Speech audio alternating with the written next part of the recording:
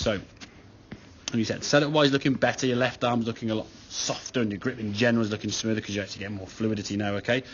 What we were seeing there in terms of the club going back, your club goes back nicely there now, okay? With the shoulders and the arms turning away, and you can see it halfway back now. The club now kind of over your toes, kind of what would be parallel towards your target line there, okay? In a reasonably good position, okay?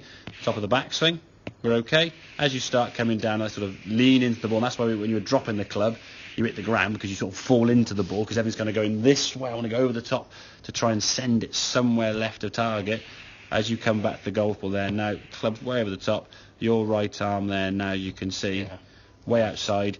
If I said you just swing with your one arm, you wouldn't throw your right arm as much that way. You did a little bit, to be fair, but not that much, okay? What we've got to try and feel now as that club goes back. Look at that position here now. Again, over your toe line, over your toe line.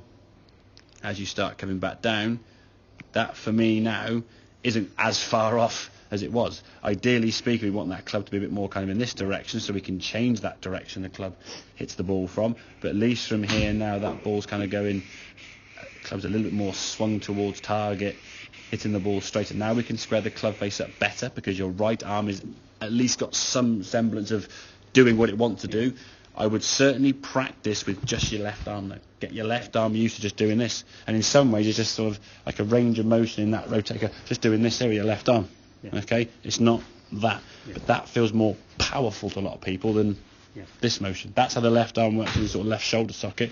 Your right arm then can give it the old smack at the bottom.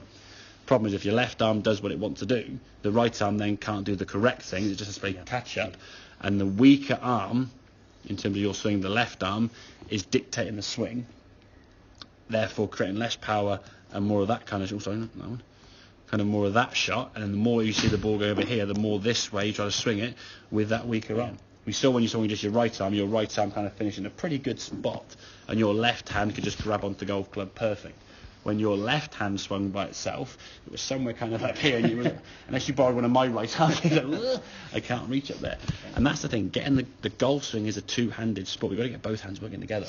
At the moment, there's conflict between your hands here now. One's doing what it wants to do, or trying to do what it wants to do, and the other one's not letting it. So do some of those practice swings there with just the right hand, as we said, sort of, and the left hand just sort of sitting there. Okay, just almost just coming on, just almost mirroring the club, so actually holding the club, just sort of stay to the side there and think, okay, I'll do this, because you will find, if you hold the club, it's kind of this way.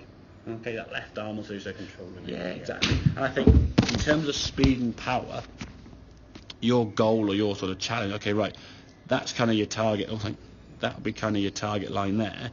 You don't start increasing the power until you start getting the golf balls kind of doing this on a more regular basis. If you do 7 out of 10 and 3 out of 10 over here somewhere to the right, then we still want to make sure we get eliminated those 3. Otherwise, you put more speed to it, you'll have 3 out of 10 this way and 7 out of 10 with the right. There's no benefits there. So this is a club we want to get some distance, obviously, but the time being, we've got to make sure we're getting the movement, the technique correct.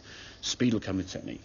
Okay, we know that. Okay, you get the ball struck properly, you can get 200 yards. Will be easy to get with that driver for you, assuming you get the club working more from the inside with, as we said, your hands nearer your body. If the hands are under the shoulders, we've got a chance. If the hands are out here too far, the club just gets heavier relative to how much strength you have.